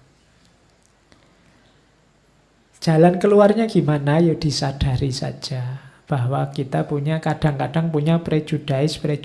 People who are aware of and ashamed of their prejudice are well on the road to eliminating them. Jadi orang-orang yang sadar bahwa dia punya prejudice atau malu bahwa dia punya prejudice, itu dia berada di jalur yang benar untuk membersihkan prejudice. Kita sama-sama manusianya, sama-sama di kelompok kita ada yang baik, ada yang jelek. Di kelompok yang kita benci ada yang jelek, tapi pasti ada juga yang baik. Kayak teorinya Alport tadi kan, manusia tidak bisa diseragamkan, setiap pribadi unik. Mungkin kamu tidak suka sama orang tertentu dari kelompok tertentu, tapi mungkin yang tidak suka orangnya itu, orang lain mungkin kamu suka. Karena dia punya kebaikan-kebaikan. Jadi jangan digeneralisir. Terus kadang-kadang juga kita punya prejudice itu bukan karena kita benci ke kelompok yang sana, tapi kita terlalu nyaman dengan kelompok kita. Nah, ini analisisnya Alport. Jadi kadang-kadang bukan karena kita punya class prejudice, kita tidak suka dengan kelas tertentu, tapi karena kita terlalu nyaman dan terlalu kerasan dengan kelas kita sendiri. Jadi itu kalimatnya. And normally there are plenty of people of our own class or race or religion to play, to live, to eat with, and to marry. Jadi kita ini terlalu terikat, terlalu mengakar, terlalu kerasan di kelompok kita, sehingga kita nganggap bahwa satu-satunya yang baik, benar, dan cocok adalah kelompok kita. Sehingga kelompok lain pasti kebalikannya. Tidak baik, tidak benar, dan tidak cocok untuk kita. Padahal kita belum membaca apa-apa tentang mereka. Ini juga jenis prejudice, cuma awalnya sebenarnya bukan karena kebencian pada mereka, tapi kita terlalu kerasan di kelompok kita. Kita terlalu merasa benar di kita. Sehingga kita tanpa harus membaca mereka, terus kita simpulkan saja bahwa yang baik di kita berarti yang di mereka jelek. Nah, ini jenis prejudice juga. Oke, hati-hati katanya Alport. Many studies, banyak kajian menemukan bahwa ada hubungan dekat antara prejudice dan patriotisme dalam tanda petik. Jadi orang itu kalau sudah masuk isme itu kan biasanya sudah terkotak. Kenapa katanya? Extreme bigots are almost always super patriot. Jadi bigot itu ya kelompok-kelompok radikal, kelompok-kelompok keras yang ekstrim itu biasanya super patriot. Sangat militan kalau pakai bahasamu. Dari mana militansi itu dibangun? Dari prejudice. Dari prasangka-prasangka. Jadi dari anggapan-anggapan negatif pada yang mereka anggap musuh. Jadi maka ada hubungan dekat antara prejudice dan patriotisme. Ini perlu dibahas luas dan mendalam pandangannya Alport tentang prejudice ini. Dia nulis satu buku khusus tentang itu. Hari ini kita hidup di tengah prasangka-prasangka.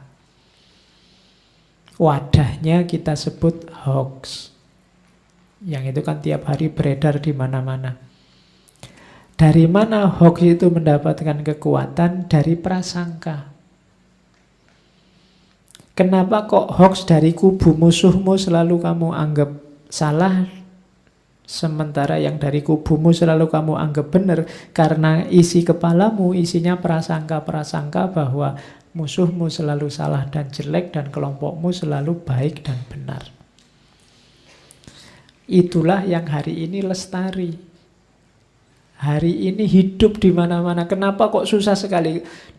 Padahal postingan sudah banyak, nasihat sudah banyak, tips dan trik sudah banyak mengatasi hoax. Yang pertama, ceklah sumber aslinya, yang sampai macam-macam itu teori banyak. Kok tidak sukses semua? Kenapa? Karena isi kepala kita sebenarnya tidak penting tekniknya. Yang penting apa? Prejudice-nya. Selama prejudice ini belum hilang, ya tetap hoax itu akan hidup. Meskipun bohong, tapi kalau tentang kelompok mereka dan itu jelek, kamu anggap percaya. kamu anggap baik. Itu loh. Jadi itu yang masalah kita hari ini. Ternyata akarnya ada di prasangka-prasangka negatif yang ada di kepala kita tentang kelompok lain dan prasangka pasti baiknya kelompok kita. Sehingga berita bohong seperti apapun kalau mendukung prasangka ini kita ikuti. Itulah sebenarnya penyakit kita hari ini. Meskipun di mana-mana orang sekarang sudah ngasih caranya biar tidak tertipu hoax. Tidak masalah ada hoax Pak, yang penting ngomong jelek tentang sana bagi saya sah-sah saja. Itu karena kepalamu sudah penuh dengan prasangka. Maka pelan-pelan mulai sekarang ayo latihan membersihkan diri dari prasangka. Kalau memang belum paham tentang kelompok tertentu, bilang saja belum paham. Karena belum paham maka belum punya hak untuk menghakimi dan mengevaluasi. Kan itu lebih enak. Kalau semua orang punya kesadaran ini, nanti situasi mungkin nggak terlalu panas seperti hari ini. Kamu nggak usah ikut-ikutan nambah masalah. Masalah kita sudah banyak kan gitu. Oke, rumusnya nanti dibaca di bukunya Alport tentang prejudice. Tapi jangan terlalu sumpek juga. Hidup ini perlu tertawa. Makanya Alport dikenal juga punya konsep-konsep teori tentang humor, tertawa. Katanya Alport, so many things in life, banyak sekali keruwetan, kekacauan dalam hidup kita yang ultimately hopeless. Kalau dipikir-pikir, tidak ada jalan keluarnya. Gimana yang ngatasi kerumitan hidup ini, kekacauan hidup ini? Kalau kita mikir sendiri rasanya susah jalan keluarnya. Presidennya siapa saja, apa ya jaminan? Itu kan kamu mikir, bingung nasib kita nanti gimana. Katanya Alport, that we have no appropriate sword other than laughter. Dan sebenarnya kita tahu bahwa kita tidak punya senjata apapun untuk menyelesaikannya selain tertawa. Jadi tertawalah, bahagialah, gembiralah, tidak masalah. Memang ada masalah, memang ada kerumitan, memang ada keruwetan hidup kita ini, tapi masih sangat banyak hal untuk digembirakan. Jadi gembiralah. Jangan lihat bagian sumpeknya saja. Atau seandainya kalian lihat bagian sumpeknya saja, ketawakanlah. Apa bahasa Indonesianya ketawakanlah itu? Ketawailah. Jadi tertawakan dirimu yang begitu lemahnya dirimu, tidak bisa menyelesaikan masalah. Begitu konyolnya dirimu, oleh hal-hal kecil saja kamu bisa tawuran. Begitu lucunya dirimu yang rame untuk hal-hal yang tidak substansial. Kalau kamu sudah bisa tertawa atas masalahmu, itu masalahnya sudah hilang separuh. Oh, itu rumus dari Alport. Jadi, kamu sekarang ayo ketawa bareng-bareng. Oke. Ya kan? Betapa lucunya dirimu, wong tidak ada yang lucu disuruh ketawa, ya ketawa saja. Jadi, kan lebih enak kalau kita tertawa. Katanya Alport, neurotik, orang sakit jiwa, who learn to laugh at himself, yang berusaha belajar untuk bisa menertawakan dirinya, maybe on the way to self-management. Mungkin dia sedang ada di jalan menuju kesembuhan, perhaps to cure. Tertawakan dirimu. Orang-orang yang agak neurotik, agak sakit jiwa, itu kan kalau dia bisa menertawakan dirinya, itu kemungkinan dia mau sembuh. Menertawakan dirinya itu, aku ini kok gila banget ya, itu kan orang mau sembuh. Orang gila itu enggak tahu kalau dirinya gila. Jadi kalau kamu merasa, jangan-jangan saya gila ini Pak, percayalah kamu sedang sembuh. Tapi kalau kamu enggak yakin, saya ini waras kok Pak, sewaras-warasnya, itu ngawatiri malahan. Karena orang enggak waras itu merasa dirinya waras. Kalau dia merasa gila, itu mungkin enggak masuk ke rumah sakit jiwa. Dia sadar tentang dirinya. Orang gila itu kan tidak sadar tentang kegilaannya. Maka kalau kamu masih bisa menertawakan dirimu, itu kemungkinan besar kamu masih waras. Tapi kalau kamu ngamuk terus, isinya marah-marah terus isinya, yang lain tidak waras semua kecuali aku, jangan-jangan sebaliknya. Kamu sendiri yang sedang tidak waras. Maka ada rumus dari Alpot, tertawalah. Hidup ini terlalu singkat untuk dibikin sumpek. Nikmatilah hidupmu. Kalau bahasa agama, sangat banyak hal yang bisa kamu syukuri. Mulai dari hal-hal kecil sampai hal-hal besar. Termasuk yang kamu sadari atau yang tidak kamu sadari. Kamu masih bisa pakai baju, kamu masih bisa makan, kamu masih bisa bernafas. Itu kan hal kecil, tidak penting. Tapi perlu juga kamu syukuri. Karena mungkin banyak orang yang tidak punya kualitas, tidak punya kesempatan, tidak punya fasilitas seperti yang kamu nikmati sekarang. Orang sumpek itu orang yang tidak bisa bersyukur. Isinya mengeluh terus dalam hidup. Oke, jadi rumus masukan dari Alpot adalah tertawalah. Nah, untuk bisa, kalau kamu sedang sumpek, batinmu gelisah, kemudian kamu butuh sembuh, butuh pengobatan, katanya Alpot ada dua. Antara lain yang bisa menyembuhkan kita. Love receive and love given. Jadi, hilang anunya. Katanya Alpot, love receive and love given comprise the best form of therapy. Tidak apa-apa, didengerin aja. Jadi, cinta yang diberikan atau cinta yang diterima adalah pengobat yang mujarab untuk kegalauan hidupmu. Jadi, kamu mendapatkan cinta atau memberikan cinta. Kalau kamu merasa, Pak, tidak ada yang cinta saya, Pak, saya bolak-balik nembak, tidak ada yang nerima misalnya. Loh, tidak apa-apa, kamu masih bisa memberikan cinta. Memberikan cinta itu membahagiakan. Nah, ya. Jadi, love given. Kamu kan selalu mengejar mendapatkan cinta. Tidak, memberikan cinta juga membahagiakan. Kamu bisa mencintai, itu membahagiakan. Banyak orang yang membenci. Membenci itu kan menyakitkan. Kenapa? Gejalanya sama. Berpikir terus tentang orang lain. Di luar diri. Cuma kalau relasinya ini namanya benci, sama-sama terbayang-bayang terus di pikiran, tapi isinya capek terus, marah-marah terus, sumpek terus. Kalau cinta, terbayang-bayang terus, tapi isinya ingin berbuat baik terus, ingin menunjukkan kebaikan terus.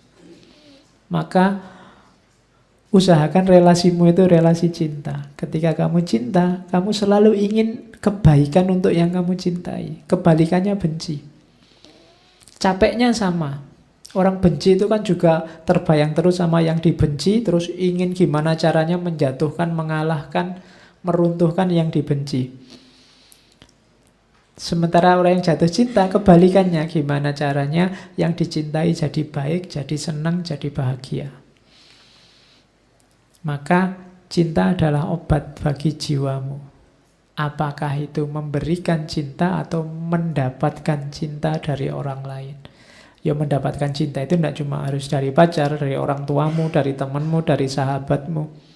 Kan menyenangkan mendapatkan cinta dari yang di luar dirimu. Jadi rumusnya obat jiwa itu tadi. Terus Alpot menasehati kita, harus didengarkan saja, dianggap kayak rekaman. Hidup kita, kenapa kok kita susah mencintai hari ini? Karena kita banyak menghabiskan waktu kita ingin orang lain memahami kita seperti yang kita inginkan. ingin orang lain seperti keinginan kita, itu yang sering membuat hidup kita gelisah. Jadi much of our life is spent wishing others understood us better than they do. Yang ada di pikiran kita waktu ketemu orang lain itu adalah maumu yang kamu inginkan atas orang lain. Itu yang membuat kamu gelisah terus dan kecewa terus. Karena kamu mengukur orang lain sesuai ukuranmu. Kamu ingin anakmu sesuai yang kamu inginkan, kamu ingin temanmu sesuai yang kamu inginkan, kamu ingin dosenmu sesuai yang kamu inginkan, kamu ingin orang tuamu sesuai yang kamu inginkan. Itu yang membuat hidupmu susah tertawa. Kenapa? Karena keinginanmu pasti tidak sama persis dengan keinginan mereka. Kamu tidak bisa tenang hidupmu kalau patokannya ini. Jadi jangan terpatok di situ. Biarlah orang lain dengan keunikannya, kamu punya keunikan sendiri. Jadi jangan menginginkan orang lain sebagaimana yang kamu inginkan. Meminta boleh, menasihati boleh, tapi mengidealkan orang seperti idealmu, itu nanti kamu tidak bisa hidup, mereka juga tidak bisa hidup. Kamu dilanda kekecewaan, kalau kamu punya kuasa, kamu akan memaksa mereka sesuai keinginanmu. Ini yang sering jadi masalah. Yo, contohnya nggak sulit-sulit, ngaji ini saja. Itu kan kalian ingin saya kayak gimana, aku juga ingin kamu kayak gimana. Ini kalau kita kuat-kuatan di situ, ngaji ini bisa bubar. Kamu misalnya pengen, saya itu Pak inginnya tema ngaji itu yang ini sesuai versimu. Nanti yang lain juga punya keinginan, jangan tema itu Pak. Kalau saya Pak, tema penting itu ini. Lu nek tak turuti kabeh sisi cindak sido ngaji. Jadi kamu ingin saya sesuai versimu dan nanti kamu kecewa. Begitu tak angkat tema ini, yang satu ini aja yang puas, yang sini kecewa, situ kecewa, situ kecewa. Jadi kalau kita saling mengontrol orang lain, saling menginginkan orang lain sesuai versi kita, pada akhirnya hidup kita tidak akan tenang, kita akan galau terus, sumpek terus. Karena kita ngukur orang lain dengan ukuran kita. Jadi itu, kalau tadi relasi cinta, kalau sekarang tolong biarkan orang dengan versinya. Jangan memahami orang dengan versimu. Terus ada kalimat lagi yang saya bawa tentang open mind. Katanya Alpot, kita kan sering diceramai oleh ustadz-ustadzmu, gurumu, dosenmu menyuruh kita open mind, berpikiran terbuka. Berpikiran terbuka itu berarti menerima hal-hal baru. Dan ini dianggap kebaikan. Katanya Alpot, iya, secara ideal berpikiran terbuka itu bagus. Tapi dalam prakteknya kelihatannya tidak sesederhana yang dibayangkan. Berpikiran terbuka itu berarti kan kita menerima wawasan yang baru sehingga wawasan yang lama disingkirkan. Padahal katanya Alpot, prosesnya tidak begitu. Berpikiran terbuka itu prosesnya tidak sesederhana kelihatannya. Berpikiran terbuka itu selalu dalam bentuk konflik.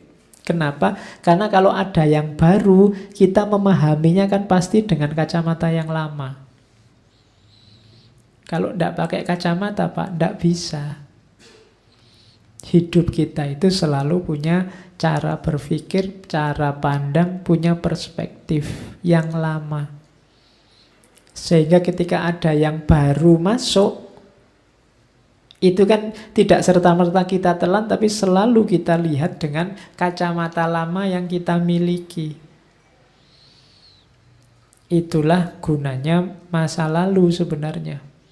Jadi berpikiran terbuka itu bukan kok membuang yang lama kemudian tiba-tiba mengambil yang baru, tapi sebenarnya mengadaptasi yang baru dengan kacamata lama. Makanya ada adagium yang terkenal, al-muhafadhah Alal qadim wal akhdhu bil jadid. Ini kalau bahasa Arabnya kalimatnya Alpot mungkin begitu. Jadi kamu kan tidak pernah tanya, apa ndak tabrakan Pak? Yang lama dijaga, yang baru diambil. Ini kan kalau urusannya sama kan bisa saling menggusur. Tapi katanya Alpot tidak begitu sebenarnya prosesnya. Jadi prosesnya itu yang baru masuk, tapi yang baru ini pasti kita pahami dengan kacamata lama, sehingga nanti terjadi adaptasi. Pada akhirnya yang baru dan yang lama saling lebur, lahir sesuatu yang beda, yang baru. Nah, ini salah satu pandangannya Alpot. Oke, terakhir ada kalimat life is too short so we must generalize. Hidup ini pendek, tidak usah berpikir terlalu detail, menghabiskan waktu, generalisirlah. Kita memang generalisasi itu kadang-kadang tidak bertanggung jawab karena melihat beberapa menyimpulkan semua, tapi kalau kita tidak mengeneralisir, kita tidak bisa hidup. Ya, pasti ada generalisasi. Ada pengecualian pasti iya, tapi kan kita harus mengambil prinsip-prinsip umum.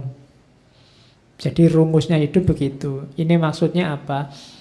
Tadi kan kita punya filosofi hidup, punya pandangan hidup, punya persepsi-persepsi tentang kehidupan. Sifatnya kan pasti generalisasi, tidak apa-apa. Prinsipmu itu mungkin untuk kasus tertentu tidak cocok, tidak apa-apa. Karena kalau kamu tidak mengeneralisasi, kamu nyari prinsip yang cocok untuk semua hal, tidak bisa, tidak mungkin. Tidak apa-apa kamu simplifikasi, generalisasi. Yang penting Pak, mulai semester 1 sampai semester akhir nanti lulus, saya jangan sampai punya pacar. Itu kan prinsip. Mungkin tidak cocok dengan situasi tertentu, tapi kamu harus punya ini. Ini kan kamu mengeneralisasi masalah, mensimplifikasi masalah. Tapi ya kita butuh itu. Kalau kamu ingin detail, punya prinsip yang cocok untuk semua hal, mungkin tidak ketemu. Hidup ini selalu ada pengecualian-pengecualian dan dinamika-dinamika. Dinamika itu yang kadang-kadang membuatmu harus melanggar generalisasi tadi. Tapi ya tetap kamu harus punya generalisasi. Pemikiran-pemikiran umum. Karena kalau tidak, ya kamu susah jalan. Nyali prinsip paling sempurna, paling bagus untuk dipegangi, tidak akan ketemu. Selalu ada kelemahannya. Maka ambil satu yang menurutmu paling relevan, terus jalankanlah. Kalau nanti ada kekeliruannya, ya revisilah, tidak masalah. Hidupnya yang luas, yang lentur. Dan itu perintahnya agama. Kalau kalian baca Quran, juz 15, kata-kata paling tengah itu kan kita diperintahkan untuk lentur. Wal yatalattaf. Lenturlah. Kalau kamu kaku, kamu akan mudah patah. Kalau kamu terlalu lunak, kamu akan mudah hancur. Maka lenturlah. Lentur itu lihat, cuma bisa berubah sesuai situasi, tapi kamu tidak patah. Jadi kita harus, kalau bahasanya Sunan Kalijogo, ngeli ning ora keli. Jadi mengikuti arus tapi tidak hanyut. Mengikuti arus itu kan kita sadar terus mengikuti arus. Aktif sifatnya dalam kesadaran. Kalau hanyut itu kamu mengalir tapi tidak sadar. Maka hidupmu harus mengikuti arus, tidak apa-apa. Sekarang zaman apa, yuk diikuti, tapi secara sadar. Sehingga kita bisa tahu yang tidak cocok dibuang, yang cocok dijalankan. Tapi jangan hanyut. Kalau hanyut nanti air masuk semua. Perutmu kembung dan kamu bisa tewas. Jadi ikutilah arus tapi jangan hanyut. Life is too short, so we must generalize. Oke? Saya kira itu materi hari ini. Ya ndak apa-apa kayak dengerin rekaman ya. Karena slide-nya baru error. Ya ini yang tadi disebut dinamika hidup itu ya ada ininya segala. Tidak selalu cocok sama keinginanmu. Ya, dunia tidak berputar sesuai keinginanmu. Dia ada rumus-rumusnya sendiri. Hikmahnya apa? Kamu kejar sendiri. Kenapa kok malam ini slide-nya mati? Pasti ada rahasianya. Ya. Oke, saya akhiri sekian. Minggu depan kita ketemu Abraham Maslow. Ya, terkenal sekali.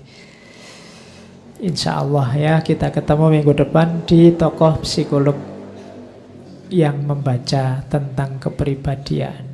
Saya akhiri sekian, kurang lebihnya mohon maaf. Wallahul muwaffiq, wallahu a'lam bissawab.